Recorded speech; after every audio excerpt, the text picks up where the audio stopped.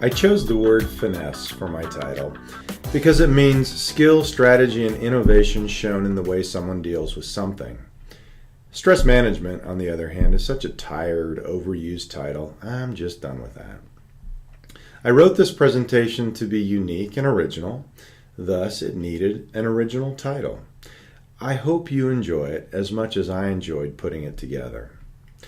Now, my goal is to not present anything to you that you could simply Google on the internet. To me, that would be a waste of your time and mine, quite frankly. This slide represents that kind of information, the kind I found by simply Googling stress management. I picked the best tips from the top websites, including WebMD. Now, these tips and techniques, and 17 million more just like them, are what I'm not going to be talking about. And it's not that they aren't great and useful ideas for dealing with stress. They are, but you don't need me to help you find these. So here we go. First things first, just what is stress?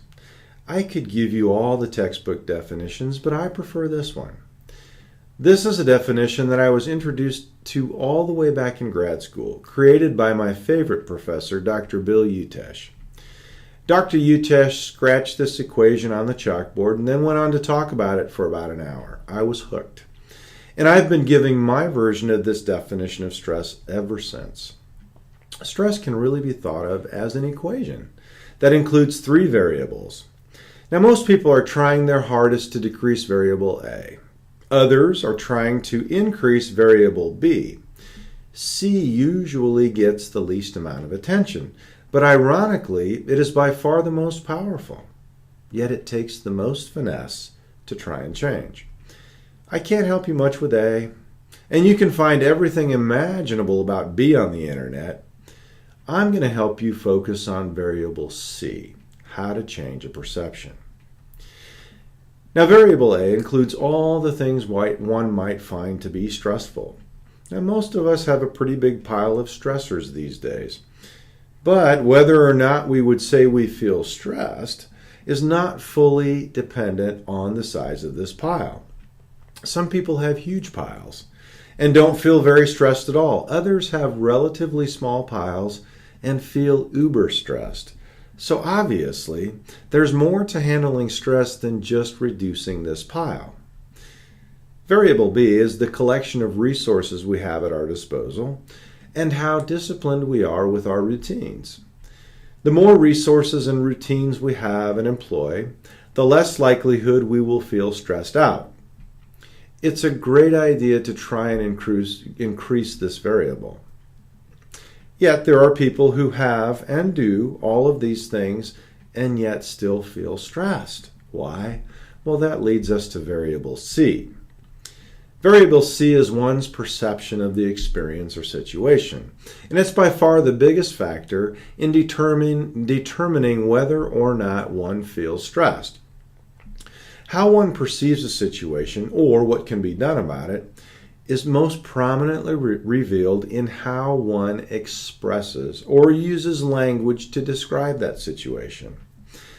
Now, since I obviously can't interview my audience, to determine my audience's perspective, I'm using some generic expressions, ones that I hear all the time.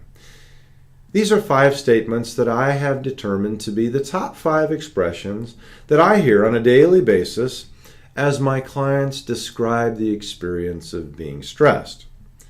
How many of you have said or thought at least one of these statements? Is there any I'm missing? Now, without getting too technical, a perception is simply a set of thoughts or ideas about something that we've thought enough times that it has become a belief. The more important question is, how do we change a perception? Now, that's a bit tricky. If it were as easy as to just give you a new perception and you could adopt it for immediate use, then I would likely be out of a job. It isn't that easy, and for lots of reasons. For one, the new perspective has to be precisely constructed to fit the old perspective. The new perspective, or perception, those can be used interchangeably, has to be mutually exclusive to the one we're trying to replace. which I will explain in just a minute. For 2, the brain has some very tight security measures that we have to work around. For 3, we will be fighting a battle against the strongest and the fastest system in the brain. A battle we cannot win with brute force, only with great strategy and finesse. That's what I'm going to try and teach you in the next 30 minutes or so. So strap in, here we go. First off, we have to begin deconstructing the current perspective so we can reconstruct the new one. When people use this phrase, they really mean, I am so distressed. But what most people don't know is that they're likely mislabeling their experience. Did you know the word eustress even existed? Very briefly, the term stress, as it is currently used, was coined by Hans Selye in 1936. He originally defined stress as having both good and bad components, but the idea quickly became predominantly focused on the negative aspect of stress. He coined the word eustress to describe good stress, but most people haven't even heard of it. They only use the word stress, meaning distress or bad stress. Most people also don't know that most of the stress we experience is actually of the eustress variety, meaning it is actually good for us. Knowing the difference and putting it into the right perspective can be a game changer for many people. So how do we know which is which? One fairly inexpensive way is to get yourself one of these. This is the Fitbit HR, and it cost me a mere $130. Heart rate, as it turns out, is a very reliable indicator of the stress response, or more technically, the autonomic response. By measuring heart rate and tracking it over time, one can objectively track one's own response to stressors. This slide shows the human function curve. Running up the y-axis is performance, and across the x-axis is the stress arousal. As stress arousal increases, so does performance. That is, until we hit distress. Then things fall apart. Now at the bottom of the slide, I've inserted my own actual heart rate numbers, conveniently tracked and graphed for me every 5 minutes by my Fitbit. So cool. 85 to 100 beats per minute is about the learning zone for me.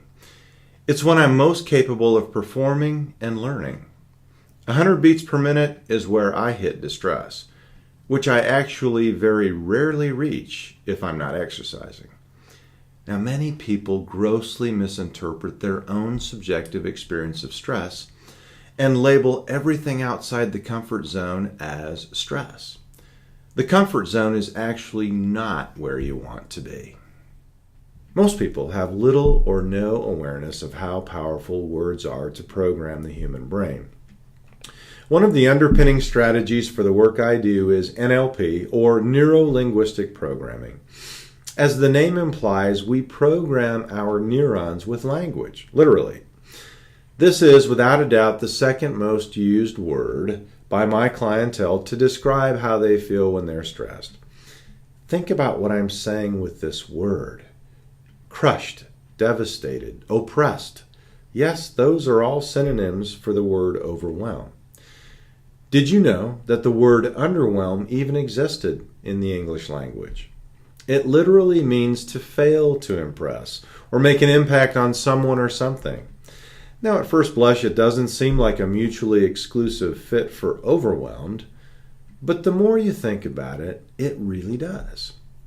If I say that I'm feeling underwhelmed, I'm essentially saying that the stressors in my life are failing to really impress me or even make a significant impact. Want to raise a few eyebrows? The next time someone asks how it's going, try telling them you're feeling very underwhelmed by everything that's going on in your life. Then proceed to tell them exactly why you feel that way. Then stop for a moment and see how you really feel. As you probably guessed it by now, you will never hear me say I'm stressed, overwhelmed, or exhausted. I simply have eliminated these words from my vocabulary. Exhausted carries with it such a heaviness. I prefer the concept of leaving it all on the field and feeling exhilarated, like I did when I played baseball as a younger man. I never wanted to end the game with any energy reserves left. Heck no. I wanted to dive for every ball, run out every hit, lay it out, always, and then walk away knowing I gave it everything. Mental and emotional stamina are built up, just like physical stamina.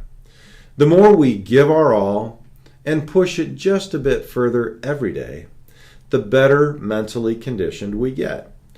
To push it just past yesterday's limit and go a little bit further, that's exhilarating, not exhausting. How many of you would say that you overthink things, or that you just can't stop thinking about something? Especially when you wake up at 3 a.m. and your mind kicks right into high gear? Well, consider this. I've had thousands of clients over the years tell me that they overthink everything. But you know what's odd about that? When I've asked them to describe what they mean, they have never described overthinking positive thoughts. Not once, ever, in 17 years. What they really mean is that they overthink the negative and literally underthink the positive. Overthinking is not the problem. What we overthink is. If everyone overthought the positive, again, I'd probably be out of a job. This last one is my personal favorite. Not because I like it, but because I do it more than I do all the rest. I would say it is my nemesis. I spend a lot of time every day, or at least it seems like a lot of time every day, catching myself playing out worst case scenarios. But that's the key. I do catch myself doing it. And the minute I do, I begin correcting the scenario by actually writing down the best case scenario. And I'm not kidding about that. I write it down, say it out loud, videotape myself saying it out loud, and watch the tape. I call them cognitive selfies of myself telling myself the best case scenario, which, by the way, is almost always the more likely scenario. I tape it until I look like I really mean it, and then I watch it until my brain agrees with me. Sounds silly? You have to try it. It is the bomb. More on that in a bit. Now, I hope that we could all agree that if we saw our stressors as, for the most part, good and useful, quite unable to break our spirit, or the training field for mental stamina, and if we really could accomplish the task of overthinking mostly positive thoughts and thinking mostly best case scenarios, life would be different, wouldn't it? Well, can it really be done? Or is this just some sort of a pipe dream? My answer is yes, absolutely. And I believe I can absolutely prove it. But first we have to know a thing or two about the brain. This is an artist's rendering of the cells in the human brain, neurons. There are roughly 100 billion of them in the human brain. Each neuron connects and communicates with neighboring cells via these synaptic connections in the inset. Up to 10,000 for each neuron. A synapse is literally a biological microswitch. Scientists estimate that one human brain can connect 500 trillion synapses. To put that in perspective, one human brain contains more microswitches than all of the computers and cell phones connected to the internet combined. Every time a neuron is fired, a neuropeptide is released that causes new dendrites to sprout, poised and ready to connect. The important thing to remember here is that each and every thought connects thousands of brand new synapses. So the existing synapses fire, and the network adds thousands of brand new synapses to complete the new thought. So not only does every thought matter, every thought becomes matter, literally. This is how repeated thought or idea gains strength, and ultimately, when repeated enough, becomes a big network, or what we know as a perspective, or a perception, or a belief. The brain is constantly building new synapses and taking apart old ones that are no longer being used. This next video clip is some high-resolution footage of neurons connecting and disconnecting in what is known as neuroplasticity or neurogenesis and neuropruning.